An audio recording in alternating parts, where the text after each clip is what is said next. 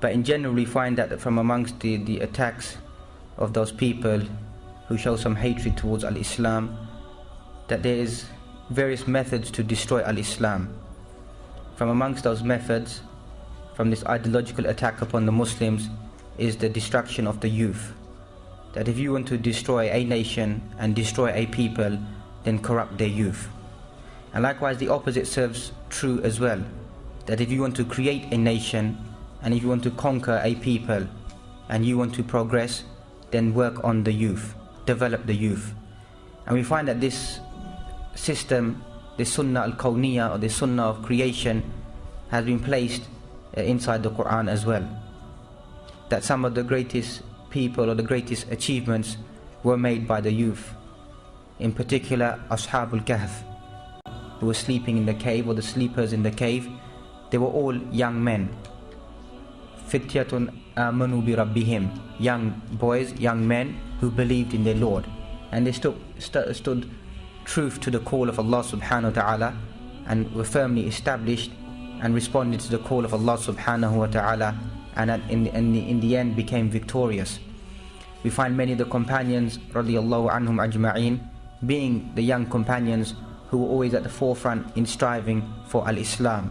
So we find that the youth are always a dynamic characteristic of any ummah, of any people, to become successful, because the zeal and the courage that they have is something which many people, or people of different age, do not have.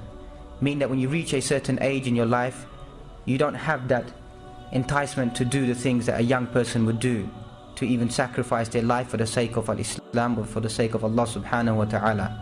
So sometimes the elderly people are highly respected in society, but there is no more that they can offer to society to change society and to help society. So the youth are very, very paramount in our society. And we find that a German Orientalist, he wrote once as well, it would be a great help if we could push the Quran inside and bring the women outside. Meaning a way to stop al-Islam from expanding is to push the Quran within the household, keep it within the rules and the ahkam and the injunctions mentioned inside the Quran, keep it within the home, keep it within the masjid. Don't bring the ruling system of the Quran or the ruling system of al-Islam out in the open, and bring the women outside. Make them become more liberal, make them come out and work, make them expose themselves, and this will be a way to counteract al-Islam.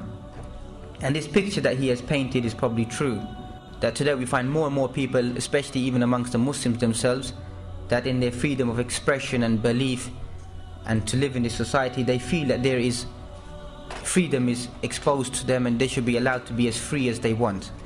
And this is something very dangerous, that if we do not preserve our identity, we do not preserve our belief, we do not preserve our iman, then there will be only destruction and degradation for these people. And we find that the women, they are the backbone of society.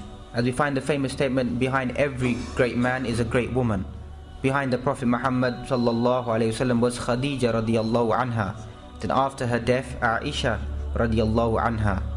Behind Musa alayhi salam was his mother, and then Asiya. Behind Isa alayhi salam was Maryam alayhi salam. So we find that the majority of us, beginning with the prophets to the majority of mankind, there's always a mother who is encouraging one to go out and learn. Even if you read the seerah of many of the ai like Imam Ahmad, you find that it was the mother that inspired him to go and learn. And if I'm not mistaken, Imam Shafi'i as well. So here you find the encouragement given by the mother to go and learn. So the mother is the first source of knowledge, that if she is well equipped in the fundamentals of al-Islam, in the recitation of the Quran, then she can teach this to the child or to the children. As we find that many people, they write, hiya awwalul madrasa, that the first madrasa, the first school for a child is the mother. That is the first teacher that the child is exposed to.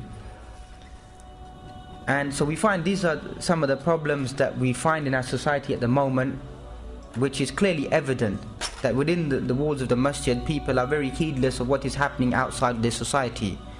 It is a sad fact to mention that gun crime, drugs, the selling of drugs, prostitution, robbery, all these types of activities has a heavy involvement of the Muslim youth in this area. Because many of us live maybe in an academic atmosphere, we haven't walked upon the streets. As Omar would mention, that none of you can really appreciate Al-Islam until you have lived a life of Jahiliyyah, a life of ignorance, to know what is happening in society. That is a real person who understands the beauty of Islam and sees the ignorance of ignorance. And so we find that if we look outside our doorstep, the amount of people involved in such crimes are Muslims. And even statistically, it was proven many years ago. For example, the Daily Mail or the Daily Express, they conducted a survey to say that the most well-behaved people in this society are the Muslims. That no longer stands true. The most worst behaved people in society are the Muslims. And the official statistics of the prison has been noted that the greatest denomination of people on the increase who are going into prison is not the Hindus, is not the Sikhs, is not the other non-Muslims, but the greatest rise in percentage of inmates in this country, in Her Majesty's prisons, is the Muslims. These are facts collected by them. An increase of so many youth going into prison, and many of these youth come from an Arab background, and some of them come from the subcontinent background. They are illiterate regarding their religion. Even to recite Surah Al-Fatiha, they don't know how to recite it. They don't know the basic tenets of their belief.